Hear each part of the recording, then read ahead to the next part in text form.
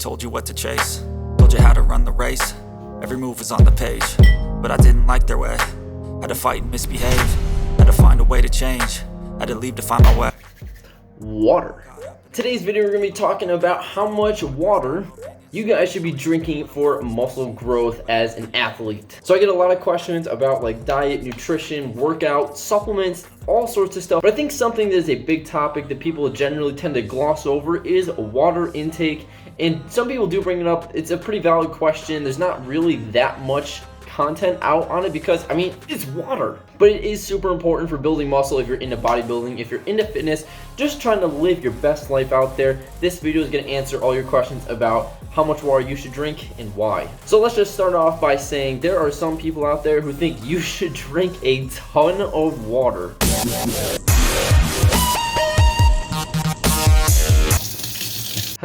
How did that get in there? Like these people, I'm talking like excessive, like gallons and gallons of water every single day. They think the more, the better. And there's some people more in the middle, like my boy, Ethan Harold, who's a famous thug jug. He tries to drink 1 gallon of water every day. He thinks that's a great goal to shoot for. And then there's the other side of the spectrum where they say, you know what, you should drink less. You should drink as little water as possible because that is alpha. Now we're gonna get into exactly who's right and who's wrong and like what the science says and all that in a second. But just to start things off, you guys have all probably heard from your parents, your teachers, whatever, that you should drink around 8 glasses of water a day. This is a pretty standard measurement that people use like all around the world, honestly, especially here in the US. It's super common to hear. Now, what's the ruling on this?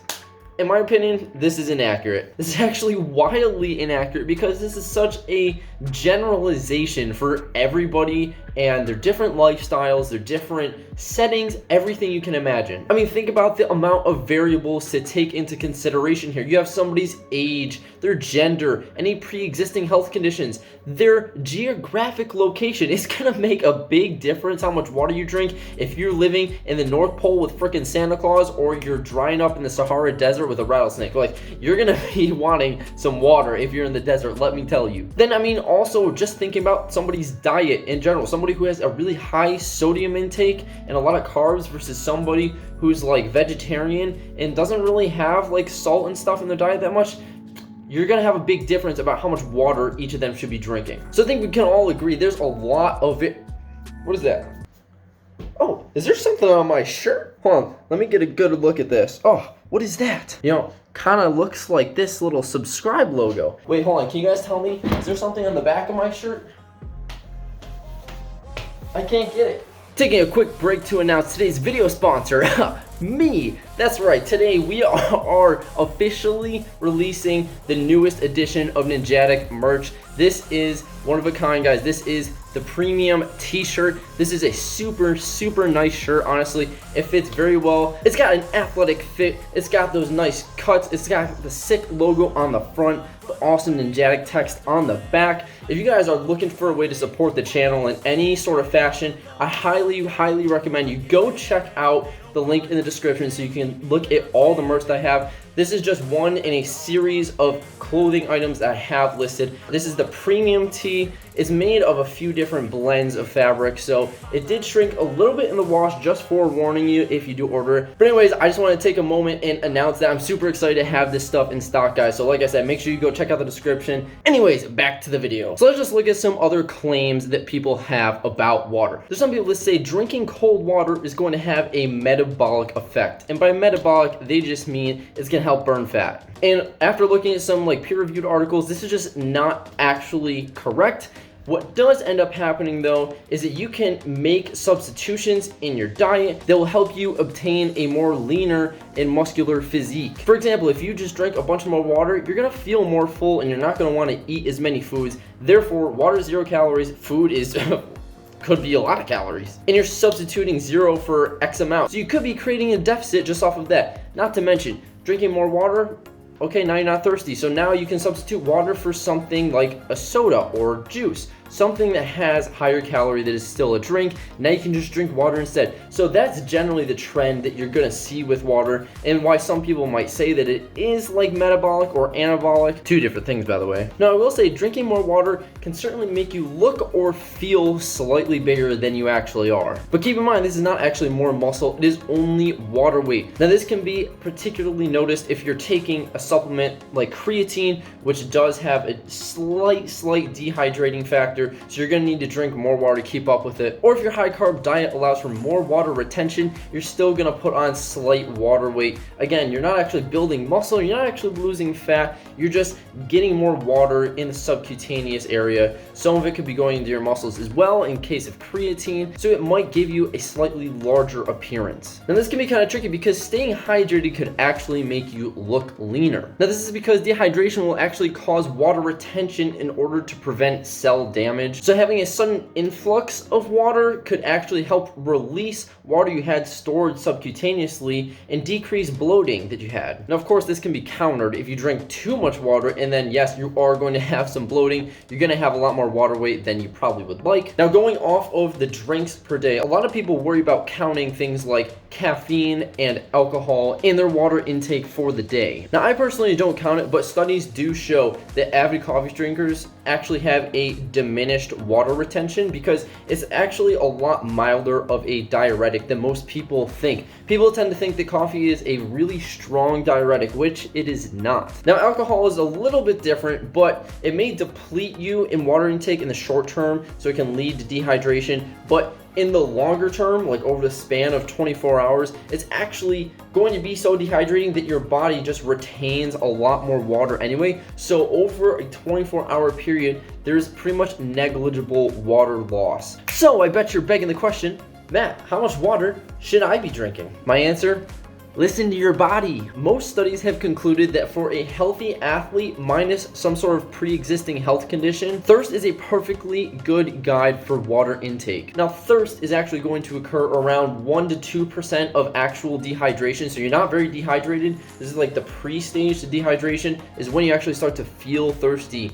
And then if you let that go on without drinking, you can actually become dehydrated, which won't happen until more like 5% is when the early stages actually occur. But basically, you're gonna be perfectly fine if you just drink when you're thirsty, is the main takeaway from the vast majority of scientific studies out there in terms of athletic activity and water intake. Therefore, I'm gonna show you the best tool that you guys can use in order to measure your water intake, and that's gonna be this guy right here. This is the pee scale. Now, if your pee looks like this, drink some water, my guy. See how clear this is, boy? You can drink that. Now, if you are still looking for more of a solid, like numerical, scientific recommendation, then I can help you out a little bit. But basically, you want to aim for around 5 clear urinations a day. So, I mean, if it's like super dark, then you guys just probably aren't drinking enough, or there's something else in your diet you're not accounting for. So make sure you drink some more water because your body could definitely use it. That's what I'm saying. Listen to your body. It's going to show you and tell you exactly what you need to do. Just listen to it. Now, something you could also do is drink preemptively before exercise. This, again, is going to help counter the early stages of dehydration and just help give you a better performance in the gym or on the field, wherever your workout is going on, whatever you're doing. Preemptive consumption is going to be your best friend. And if you really want a good scientific number to shoot for, then studies say you should probably aim for around 7 milliliters or so of water intake for every 15 to 20 minutes of exercise. So if you're in the gym for an hour, that's 3 of those sessions. So you should be aiming for 21 milliliters of water just throughout your workout. And that's going to be about the size of a big bottle. So how much water do I drink?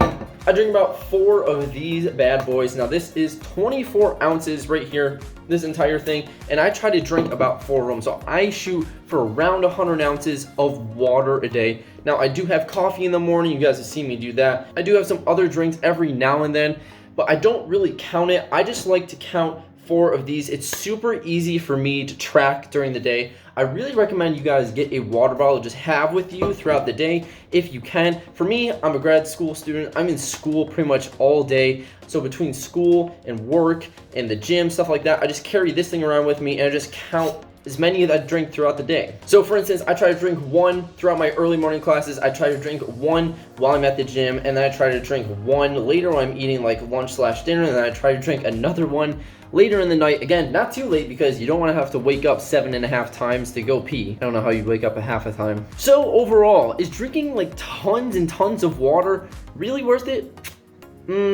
Not really. Making sure you're staying in a hydrated state by listening to your body and you're performing well in the gym or during whatever exercise is important to you are going to be the key factors. Anything above and beyond that isn't going to be harmful, but it also isn't particularly necessary. So if you are someone who does live in a colder climate, who isn't super active, who doesn't have a super sodium rich diet, you probably don't need a ton of water. Now, I don't know that for sure because I don't know anything about you. You could be like 7'2" and like 350, and then you're gonna need a lot of water. But just general observations, guys. So judge based on your lifestyle, how much water you drink typically, and just shoot for a reasonable amount. That's all you can ask for. Again, really base your priority off of how you're performing in the gym. I assume that most of you are working out because that's why you clicked on this video. I mean, this is like a fitness channel, and I mean, this is like a fitness type video, so I assume you're all into weightlifting of some sort, so this is a good recommendation for you. Anyways, I hope you guys enjoyed this video.